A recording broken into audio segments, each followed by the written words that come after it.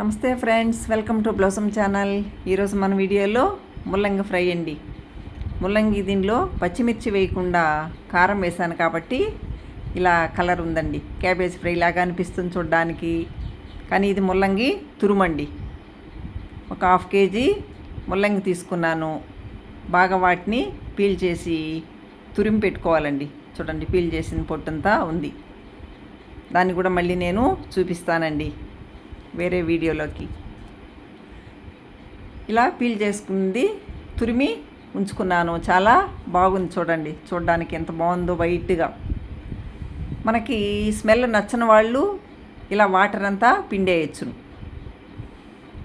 కొంచెము ఆ స్మెల్ తగ్గుతుందండి. ముల్లంగి వాసన కొందరికి సరిపడదు, అలాంటి వాళ్ళు ఈ విధంగా నీళ్ళు దానిలో పిండేయచ్చు. నచ్చిన వాళ్ళు ఆ విధంగానే కూడా వేసుకుని ఫ్రై చేసుకోవచ్చండి. ఈ ఫ్రై అసలు క్యారెట్ బీట్రూట్ ఫ్రై కన్నా చాలా చాలా బాగుంటుందండి. ఒక్కసారి మీరు ట్రై చేసి చూడండి. దీనిలో పెనం పెట్టుకుని ఆయిల్ వేసి వేడైన తర్వాత పోపు అంతా పెట్టుకోవాలండి. మినపప్పు, పచ్చనగపప్పు, ఆవాలు, జీలకర్ర అన్నీ ఒక్కొక్క స్పూను వేసాను. ఇది బాగా వేగిన తర్వాత ఉల్లిపాయలండి, కట్ చేసి పెట్టుకున్న ఉల్లిపాయలు, కరివేపాకు. ఇది బాగా వేగిన తర్వాత మనం తురిమి పెట్టుకున్న ముల్లంగి ఇలా లో ఫ్లేమ్లో పెట్టుకుని వేయిస్తుంటే చాలా తొందరగా ఉడికిపోతుందండి. ఇది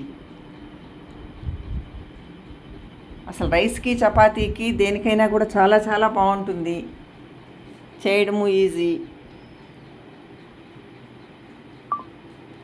రుచికి సరిపడా ఉప్పు, కారము వద్దనుకున్న వాళ్ళు పచ్చిమిర్చి కూడా పొడవుగా కట్ చేసి వేసుకోవచ్చు, అది కూడా చాలా బాగుంటుంది.